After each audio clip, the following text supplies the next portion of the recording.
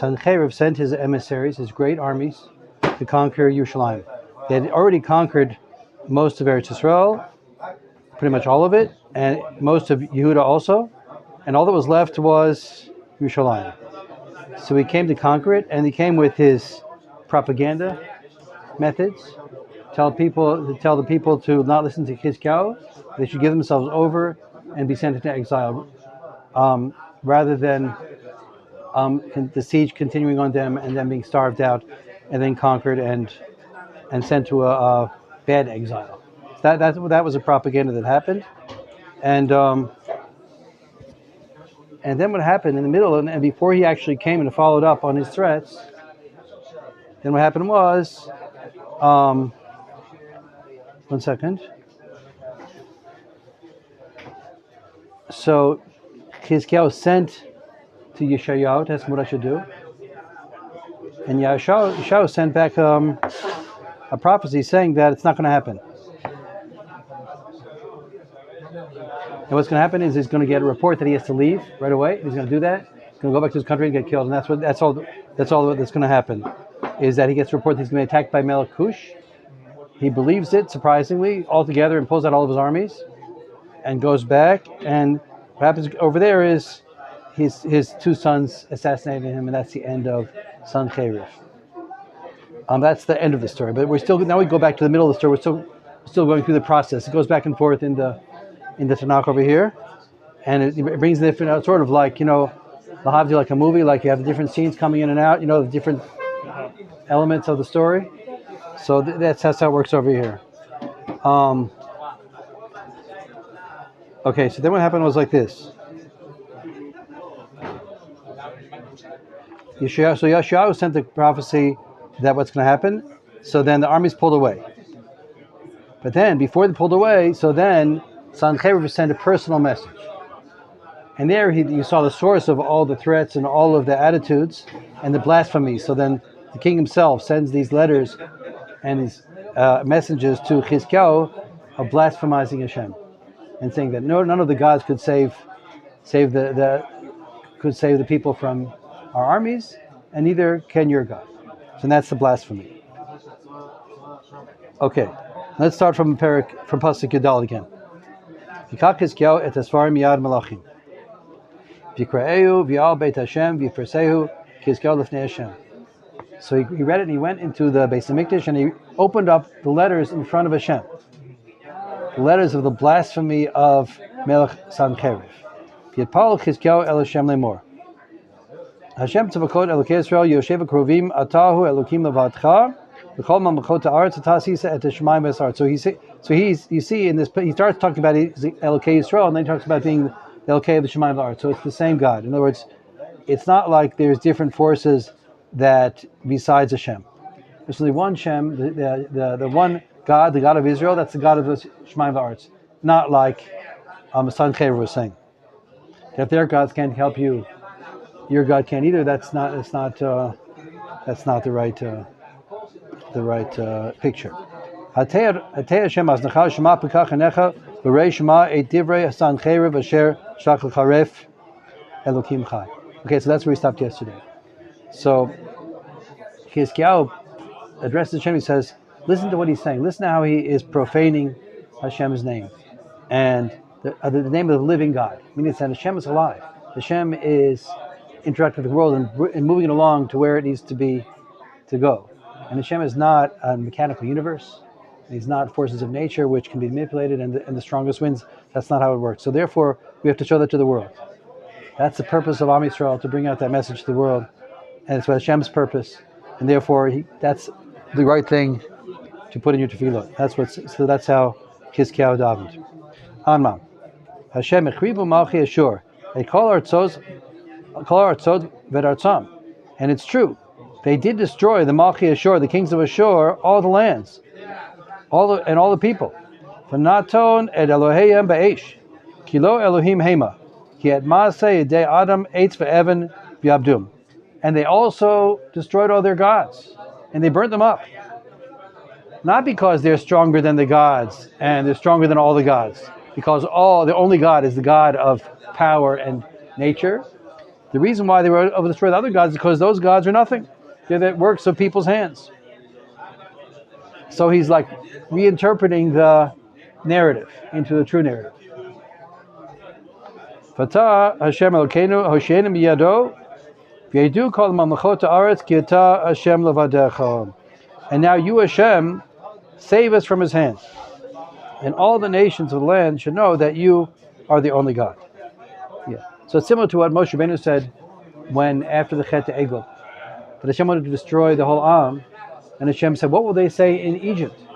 That you took your nation out with miracles and then you destroyed them, you couldn't bring them to Eretz Yisrael? And we're going to say in Canaan, the same thing. So he said, all the nations have to see that you're running the world. And when they get a wrong message, that's a chil Hashem. That's not what you want, Hashem. So therefore, the person's davening, Moshe was davening, and Chizkiyahu are davening, that your will should come out. That's what we want also. That you should be known in the world for as being the source of everything. Elokim Chai. So it's something to think about when you pray to Hashem. Like, why do you want something? You know, how do you talk to Hashem? What are the legalistic logic you're going to bring in front of Hashem? You know. So here's examples of it. Yishlach Yeshayahu ben Amos el Chizkiyahu lemor. Kol mar Hashem el Yisrael. Sher hitpalalta Elai el Sancheriv melech Ashur. So then what happens is, so it's amazing, it's an open channel here. So Yeshayahu gets a message from Hashem right away, in which he sends to Chizkiyahu that Hashem heard your tefillos. Zeh davar shediber Hashem alav, bazal lecha laga betulat bat Zion, acharecha rosh hania bad Yerushalayim. This is the thing which Hashem says about Sancheriv.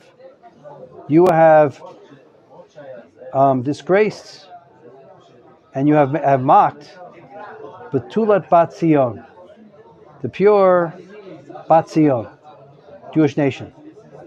Acharecha rosh hania Bat Yerushalayim, you've shook your head after the Bat Yerushalayim, like mocking her. Ad mi cherafta v'gidafta, v'mi harimota kol, v'tisam marom einecha el kadosh Yisrael. Who is it that you're actually mocking? You're mocking Hashem himself, because this is Hashem's people, and Hashem is the one that are guiding this people, and you're mocking the people. That means you're mocking Hashem himself. That's what Hashem says. Hashem. B'toma barov ritbi ani aliti marom harim yarktei lavanon vechrot kalmat arazav nivchar broshav vavo marom kitzo yar v'karmilo. So he's saying there, this is describing the bragging attitude of Sancheriv.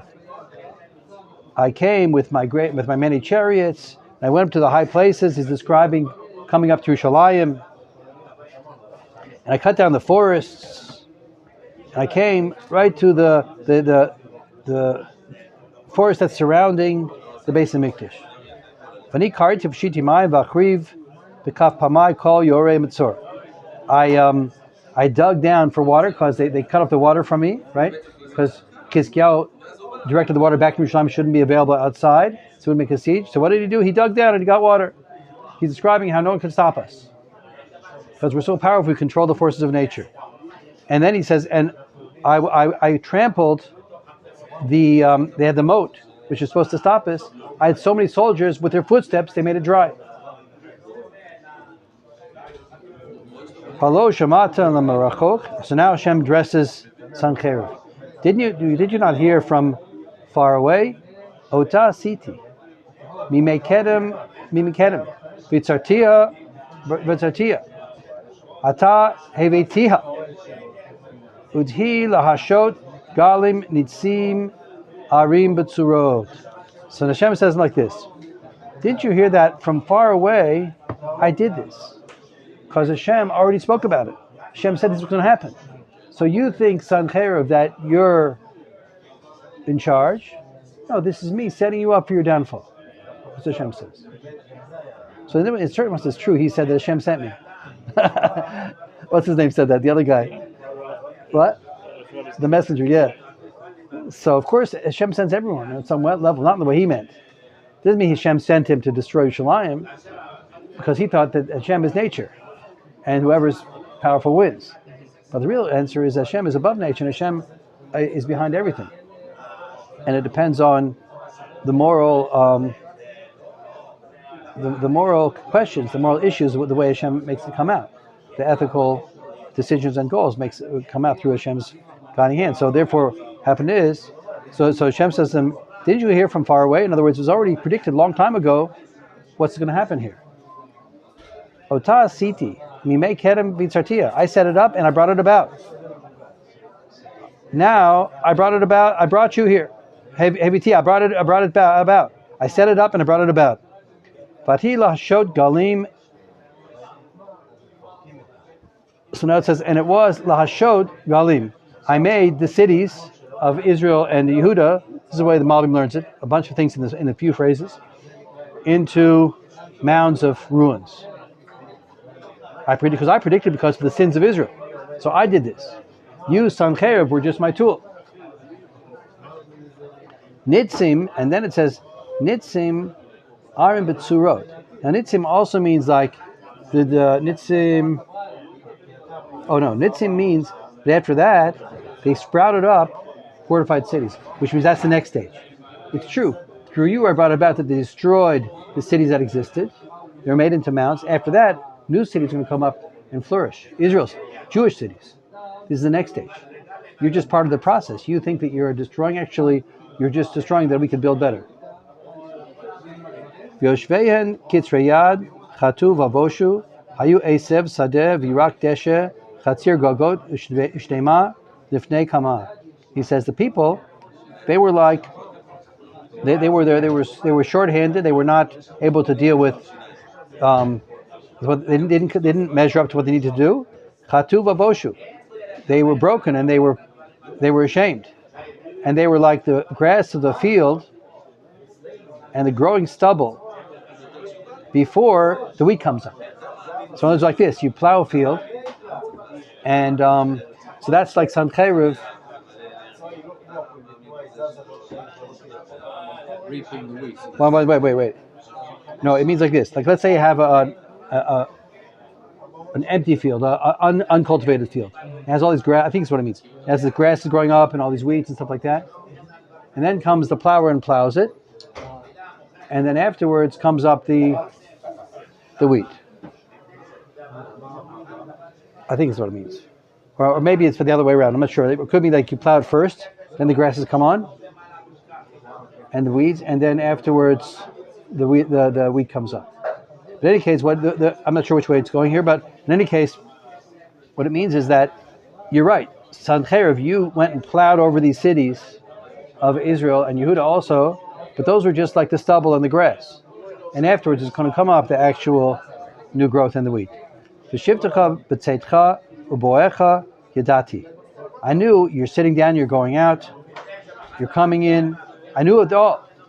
V'hitragezcha elai, and I knew how you were angry at me. In other words, he's telling Sancheiriv, I have divine providence over everything that happens, and I know exactly what's going on in your mind, King, and you're going against me, and you're going to fall because of that.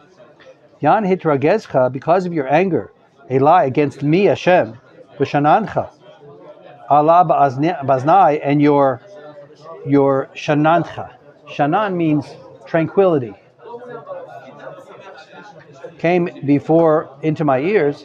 V'samti yachi ba'apech v'checha umitki b'sfatecha. I put the nose ring into your nose. I put the bit into your mouth. V'ashivoticha b'derech asher ba'taba. And I brought you back in the way you came. In other words, I took you and I turned you around and sent you back the way you came, because I understood what kind of evil person you are and going against Hashem, and you're not going to succeed in this. So it's all from Hashem. Zelach ha'od achol v'hashana safiach v'hashana shenit shachis v'hashana hashlishit ziru v'kitzru v'netu kramim v'chlu tiryam. So this is the sign. I don't know what it means that this is the ode exactly, but it means what's going to happen is that you're going to go away, and the new cities are going to come. The Israeli cities are going to come back. In other words, Chizkiyahu is going to succeed, he's going to become a strong, great king. He's going to build up Am Yisrael, and they're going to repopulate the cities. But it's going to take 3 years before they can actually benefit from the crops, because they have to replant everything. It's going to take 3 years before they're actually going to benefit from it all. Now, I'm not sure what the purpose of that pasuk is, but it's describing what's going to happen. Vyasva pleitat beit Yuda haneshara shorish lamata va'asapri lamala. And the remnants of Beit Yehuda, the ones that fled to Yerushalayim and the ones that survived from Yehuda in Yerushalayim, they're going to go back. They're going to go back, and the root that they left below is going to sprout up to become fruit above. Kimishlayim teitzei sherit upleita mihar Tzion kinat Hashem tzavakot tasezod. Because from out of Yerushalayim will come the remnant. In other words, they all gathered in Yerushalayim and were saved, and they're going to go back and they're going to build back up Eretz Yisrael, Am Yisrael, and Hashem, the zealous Hashem, did all this, who brings out the kedusha and brings down the evil. Okay, this is all we did this before. It's a review. Now it's going to go to the next stage gradually. We're going to get to the next stage soon. Ko Amar Hashem, El Melech Ashur, Lo Yavo El Ir Azot, Lo Yireh Sham Chetz, Lo Yikad Mena Magen, Lo Yishpoch Aleya Solala. This is still Yeshayahu prophesying. He's therefore. Hashem says to the king of Ashur, you're not going to come to the city, you're not going to shoot arrows against it, you're not going to come with shields against it, and you're not going to make ramps to go over and overtake it. None of that's going to happen. All your plans are going to be foiled. The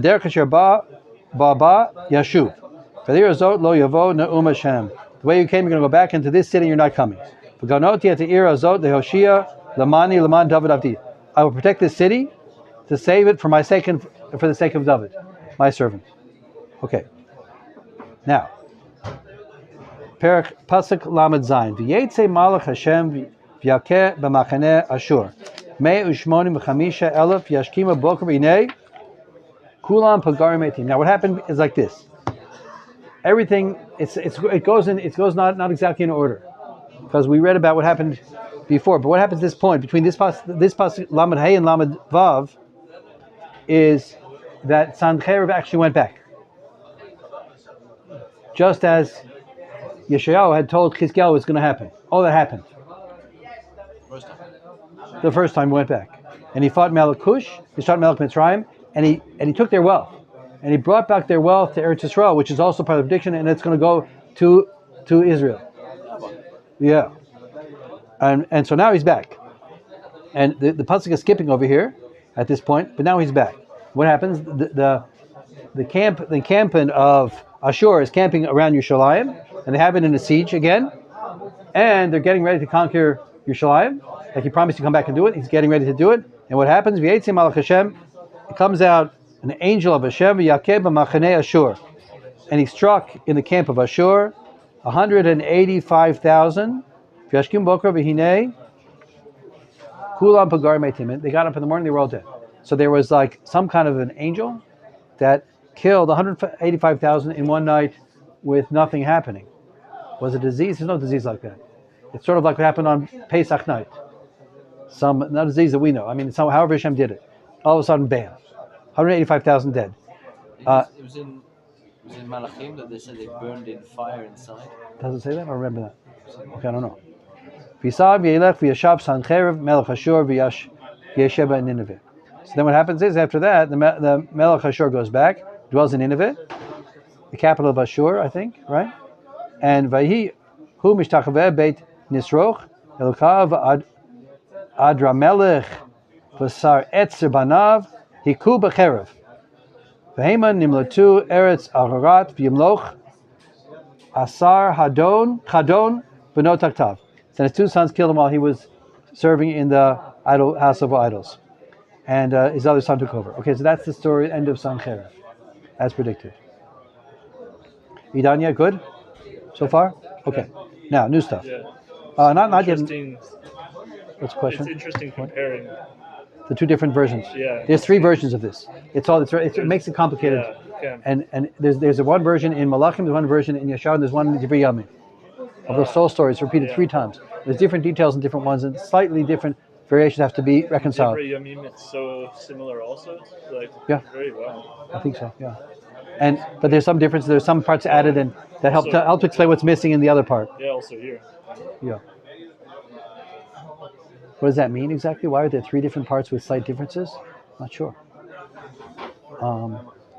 It seems like, I don't know. This is how the prophecies were written down. Prophecies were said over. I don't know exactly. I'm trying to. It's interesting, very deep. But what's amazing is that this is the word of Hashem coming down into the world, and that's not something that happens except through a prophet. And even through a prophet, it doesn't happen always. It doesn't happen like a novel. It happens a little differently. It comes down. Okay. Actually, we did see this also before a little bit. We're getting to the new part, which I hope I have enough time for. We're going to go. I want to move a little fast. In those days, Yeshayahu got sick to death, to the point of dying. And then Yeshayahu came to visit him. Yeshayahu ben Amotz, Hanavi. V'yomer lav, Ko amar Hashem tzav lebeitecha, ki meit ata v'lo tichyeh. So write out your will to your household because you're going to die, you're not going to live. So when did this happen? So it's interesting. It seemed like it happened during the siege. Before the Malach killed Sankrev's army, this was for a while, they were sieging, and things were bad. They already had a nevuah that things would work out. It wasn't clear how they're going to work out, right? Maybe his guys is the same sickness no, they died pitom like this. But he got sick. So here the Malbim talks about it. I mentioned this last time also. That he was sick on in a few levels. I mean, he was sick. He had to make some kind of a tshuva deep down, and he was obviously frightened from what was happening around him. He was sick from the opposition, and he needed to do some kind of tshuva. And then when he did the tshuva, then everything worked out. That's basically what happens here. V'yasef Chizkiyahu panav el akir. So basically, after he gets this nevuah that he's going to die, so then Chizkiyahu starts to pray, which is amazing, because who prays when the Navi tells you that you're done and you're on death's door? But Chizkiyahu does. V'yasef Chizkiyahu. Here we learn that afilu cherev chada munachat al tzavarato shel adam al yityash ben arachmi. That's Gemara says. Even if a sharp sword is on the neck of a person, he shouldn't give up from getting Hashem's passion. So we learn that from here. V'yasef Chizkiyahu. Because I'll tell you why. I mean, because any prophecy that's for bad is not written in stone. If a person does tshuva, it can go off. So that's what this was. We're just reading about Shaul visiting Balatov. Okay. In a very bad situation. Instead of turning to Hashem, he turned to the Ov. Yeah. So Chizkiyahu did the right thing. He started to tefillah. Tefillah is the highest thing. V'yasef Chizkiyahu panav. Rabbi Nachman says that even the prophecy came through tefillah. That they were over the prophet through their tefillah and through their miracles. Not prophecy, the miracles. I'm sorry, not the prophecy, the miracles. The miracles, even that Elisha and Eliyahu did, that was through tefillah. Tefillah is the highest thing. It's the source of miracles. So here it is. V'yasev Chizkiyahu panav el akir v'yitpalo el Hashem. So Chizkiyahu turned his face to the wall and he prayed to Hashem. V'yomar ana Hashem zacharna et asher hetalachti lefanecha be'emet ubelev shalem v'tov beinecha siti v'yev Chizkiyahu b'chi gadol. So he said, remember Hashem, how I went before you with truth and with a whole heart, and that what was good in your eyes I did. And he wept Chizkiyahu a great weeping. The Malbim says that he's describing someone who does things for their own sake. That was his great merit. That he did things with lev shalem, with a whole heart, with truth in a whole heart. In other words, people do things sometimes for a particular goal. They want something to come out of it, rather than serving Hashem for the sake of serving Hashem. So he described that that's what he did. That was his great merit. That he prayed to Hashem that in that merit you'd save me. Vidvar Hashem el Yeshayahu lemor, and the word of Hashem was to Yeshayahu lemor. Halach lamarta el Chizkiyahu ko amar Hashem lokei David avicha shamati et tfilatecha re'iti et dimatecha hinani yosif al yamecha chamesh esrei shana. So it says over there, it says he was in the outer chatzer, outer courtyard, leaving the palace of the king when he got another prophecy saying, "Oh, go back." Because Chizkiyahu's tefillahs were heard already, and you go back to tell him that your tefillahs were heard. and I'm going to go back and I'm going to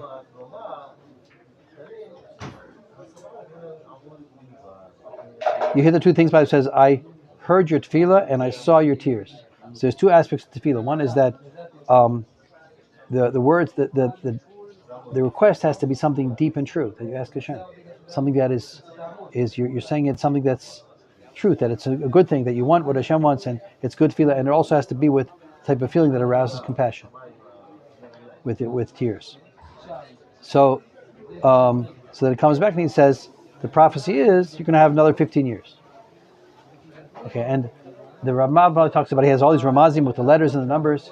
That's all this stuff. And 15 years, he was supposed to have 15 years more. He was going to lose 15 years of his life. And so he gave him back the 15 years that he's supposed to live in the first place. Okay, that's not so important to us right now. Mekaf Melech Ashur. Oh, we're going to come to it later. It's going to come in later. Mekaf Melech Ashur Atzilcha et Ir Azot v'ganoti al Ir Azot. And from the hand of the king of Ashur I will save you. And this, I will save you and this city, and I will protect this city. So that's the message that comes back from Yeshayahu. Okay, so far so good. So the two things happen at once. As Chizkiyahu does tshuva, so then everything turns around. He gets better, and the external enemy goes off as well. Like he makes an inner tshuva, a tefillah. Okay, tshuva tefillah. Uzela ka'ot. Now it gets a little bit mysterious here, and this is partly in the different Sefarim, it's different ways. Uzela ka'ot me'et Hashem asher yaseh Hashem. Hadavar zeh asher diber. This is the sign that Hashem will do what He said. Now one question here is, what do you mean that He's going to do what He said? So Hashem said two things. Hashem said, I'm going to save you, and I'm going to save Yerushalayim. But in the prophecy, it doesn't say which one it is. So this is a sign, I'm going to do what I said. Okay. In the name, Meshiv etzel amalot asher yarda b'malot achaz keshemesh achronit. Eser malot v'tashav b'shemesh eser malot b'malot asher yarada. I'm going to turn the sun back. It sounds like it went forward in the days of Achaz, and it's going to turn back now to where it was. So the sun is going to go backwards, basically. That's what we're saying. So we're going to have this miracle, sort of like what happened to Yeshua ben Nun, is going to happen now for Chizkiyahu. Now there's a lot of questions here, because what is this miracle for exactly? Why is Hashem changing the Shemaim of the Aretz? In order to show him what? To show him something. To show Chizkiyahu something. It'll be a sign. Let's go further. Okay, so stopping there for the moment. So we'll get back to this. So what happens now is Hashem is moving the sun backwards. He's making this major miracle, which is going to be seen in the whole world. Obviously, if the sun goes backwards, everyone's going to see that. Is that what's going to happen when Mashiach comes? No, I don't think so. Not necessarily. What? Did you hear that? When did he make the sun go back? This happened in the days of Chizkiyahu. Who's that? Chizkiyahu up afterwards. Okay. Just kind of sort of go with us now. In the middle of the story, I have more I want to do before I finish, so I'll describe it to you later. Okay. So this is the sign that you're going to get better, and everything's going to get back on track, and Yerushalayim is going to be saved. There's going to be a big sign, is that the sun's going to go backwards. Now the truth is, he's going to get better, and he'll know he's better. The truth is, Yerushalayim will get saved, and you know that it's saved. So you don't need miracles for that. Just wait a little while, and you'll see that it happens, right? So why is Hashem making miracles as a demonstration of what He's about to do? He'll just do it, right? So it's very curious here. So there's things missing. Some of them are filled in Divrei Yomi. Let's go further now. I'll get back to this. Now look at this. Okay, so meanwhile he saves Chizkiyahu, and he's also saved Yerushalayim, and he brought this angel that destroyed the whole encampment of Sancherib, also one of the greatest miracles of history, and that's what happened. So now Chizkiyahu it says a miktav. He makes a praise. He calls it a miktav, like a letter. Because it's not all praise. It's sort of like it's also, it's something else. It's a mixture of expression. It's a little novel that he gives over, a little story he says over Chizkiyahu. Okay, listen to this. Miktav l'Chizkiyahu melech Yehuda. This is the letter of Chizkiyahu, the king of Yehuda. B'chaloto v'hi vaychi mechalyo. When he was sick and he got better from his sickness. Ani amarti. Because now, this is really deep words, it's deep poetry. It's a poem, really, is what it is. It's a deep poem about his experience of being sick and getting better. And he went to the depths of sickness and came out of it. And he had like these feelings and visions in his sickness. And he describes them and how Hashem brought him out of it. And so it's like a really deep poem. And the words are hard, but I'm going to describe it the way the Malbim translates. It's very deep. It's philosophically profound. Ani amarti b'dmi yamai elecha b'shari sha'ol pukadati yeter shenotai. He says, I said, in the youth of my days, I will go into the gates of hell, the gates of the grave. Pukadati yeter shenotai, and I will lose the rest of my years. In other words, it seemed to me like I was going to die early because I got this sickness came over me, and I was going to go down into the grave and lose the rest of those years. This 15 years I was supposed to have. Amarti lo ere ya be'eretz hachaim lo abit. Adam od im yoshvei chadel. And he said, I said, I will no longer see Hashem, that is Hashem in the world of the living. I'm not going to see that Hashem in that way anymore, the way living people see Hashem. And Adam od im yoshvei chadel. I'm not going to also see people the way I saw them until now. I'm going to die. I'm being in the world of death. The world of death is a different world. It's a world where you don't experience. In other words, we have inside us divine intelligence, a neshama, a soul, and the soul perceives things. But when you're in this world, you perceive them through the senses and through the body, and in the concept of time. How do Kabbalists do it? Pardon? How do Kabbalists perceive things spiritually? That's a different question. But here, the distinction we're making here is that the way we perceive things when we're alive is not the way we perceive things when we're not alive. In other words, the neshama keeps existing. The intelligence, the divine intelligence, continues to exist after the body's not with it. But when we're in a body and when we're in the world, everything we see is filtered through the lens of things around us, happenings, events, time, place, etc. So he says, I'm going to die and I will no longer see Hashem in the world, and I will no longer see people in the way I saw them. What's going to happen? I won't see people in terms of time, space, and matter. I'll see right into the souls of other people. It'll be a world of concepts, of understanding, of direct experience, and not physical experience. That's what he says. He says that, for example, time, Malbim explains, time is not real. Time doesn't exist. Time is ephus, he says. Time doesn't exist. It's not something that really exists. It's just that when you're a world of things and matters, so things are measured against each other, and it creates time. But when you're out of this world of things and events, so then there's no time. Yeah, it's like you can see anything you want when you're outside of that. Yes. You can even jump into the future, you can jump into the past. The present doesn't exist outside. There's no future or past either. There's just reality. Yeah. Right, but the reality is stripped of the sensual surfaces. Okay, so here he describes this further. He's describing his experience of being on death's door. And realizing that my whole experience of life is going to be gone, and I'm going to experience now things a different way. Dori nisa v'nigla mini ka'ohel ro'i ki padati ka'oreg chayai midala ivatzeni v'yom alayla tashimeni. So I'm going to translate these words the way the Malbim says. So Dori Nisa, Dor is my generation, my lifetime. It's traveling away. My lifetime, my experience of life, my period to live in this world is now going to vanish because I'm going to go out of that. It's going to leave that behind. Nigla, it's going to be removed from me like an ohel of a shepherd, like the tent of a shepherd. Because shepherds, they go and they graze in one field and they bring their tent there. Right? He dwells in that tent. And then after a while, the animals go to a different field to take the tent away and they move it to a different place. Right? Now, he's describing his life in this world like the tent. And that's containing my soul. So it's going to be soon. I'm going to go to the next phase of life, where this whole life, it's like the tent will be removed. It's going to go to a different place. My generation is going to go away, and it's as if it's going to move to. It's going to be left in the world behind, and there'll be other generations after that. But I'll be out of that whole system.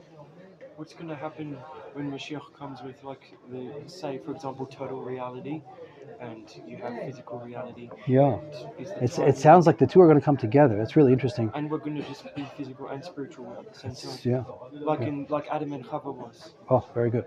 Okay, let's go further here. Kipadati ka'ori chayai.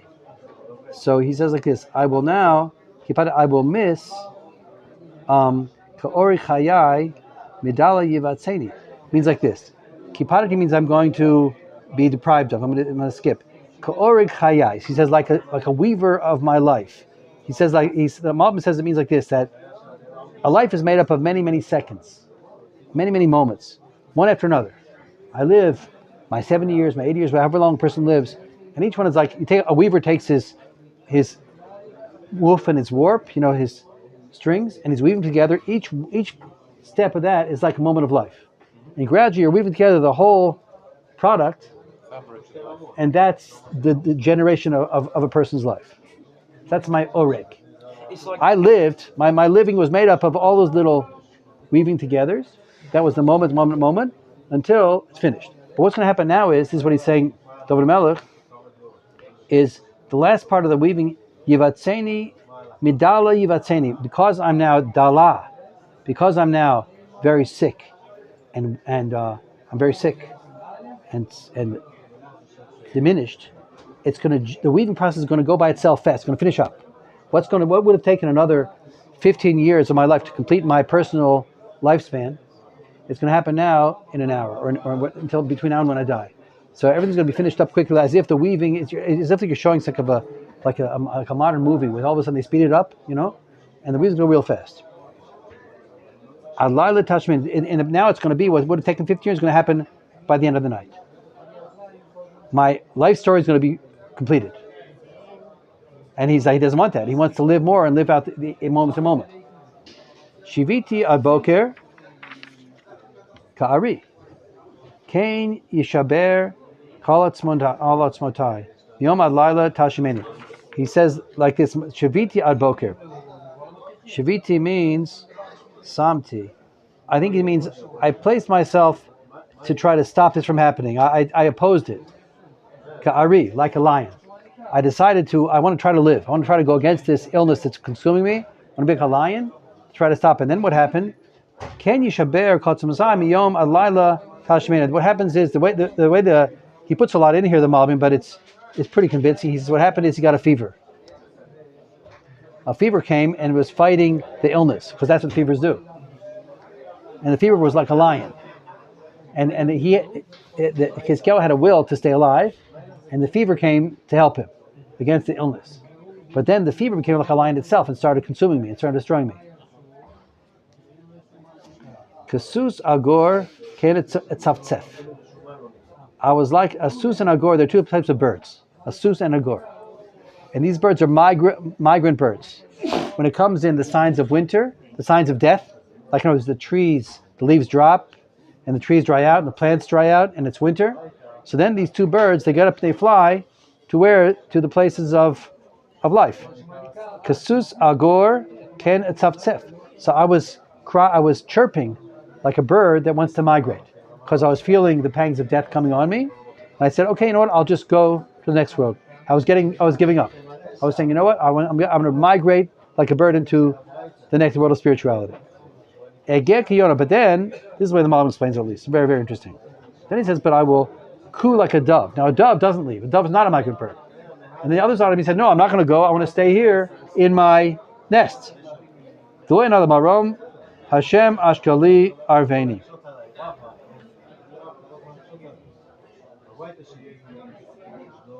And then I lift up my eyes, and I say, Hashem, help me to stay alive and not to die, like a Yonah.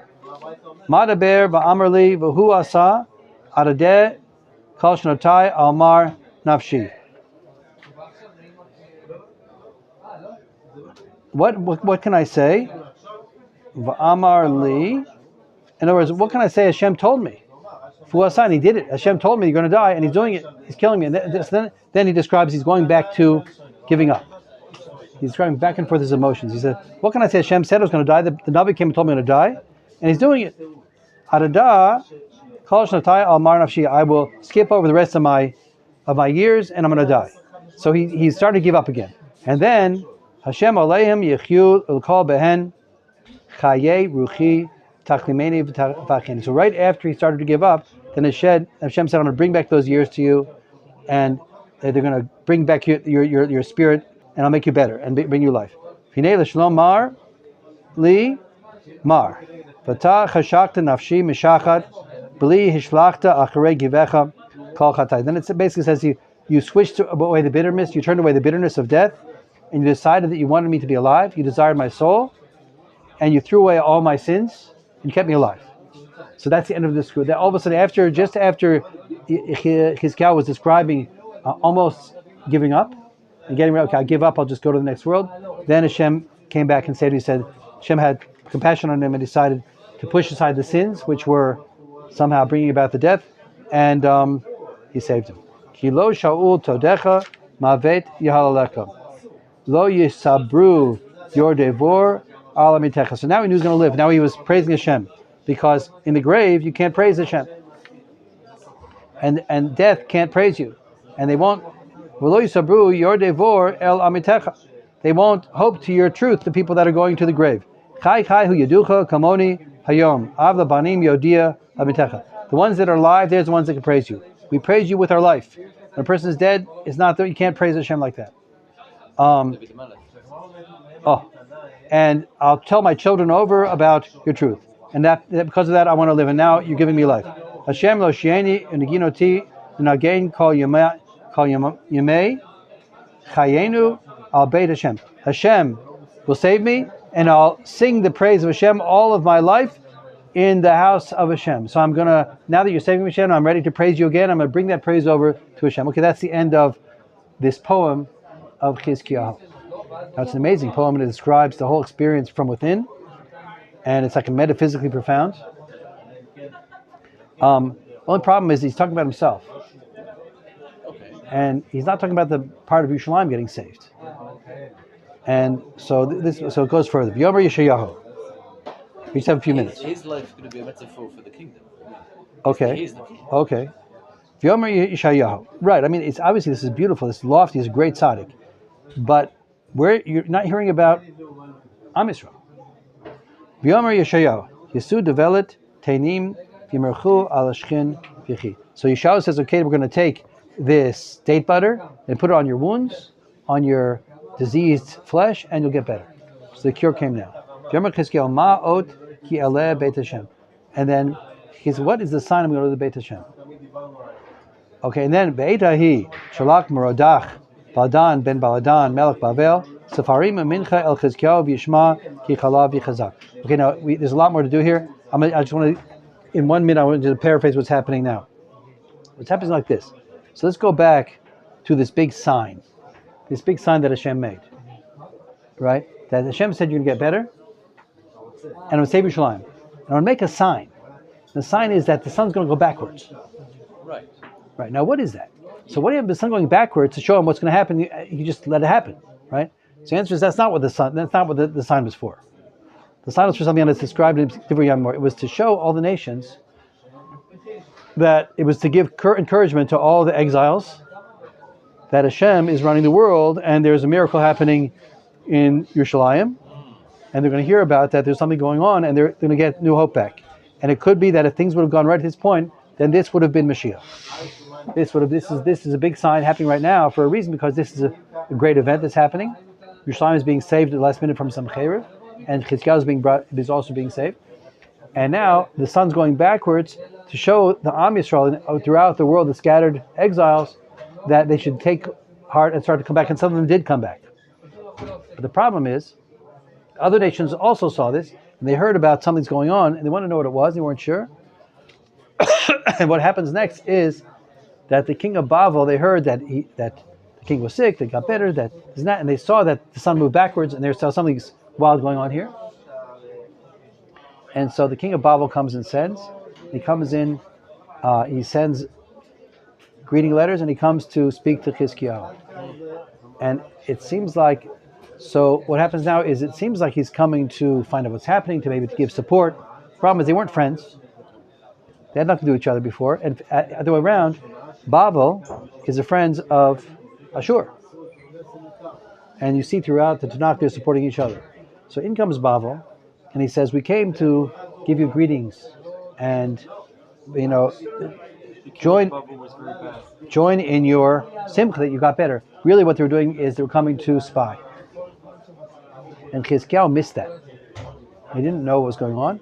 He thought, somehow, it seems like he thought like the miracle was about him.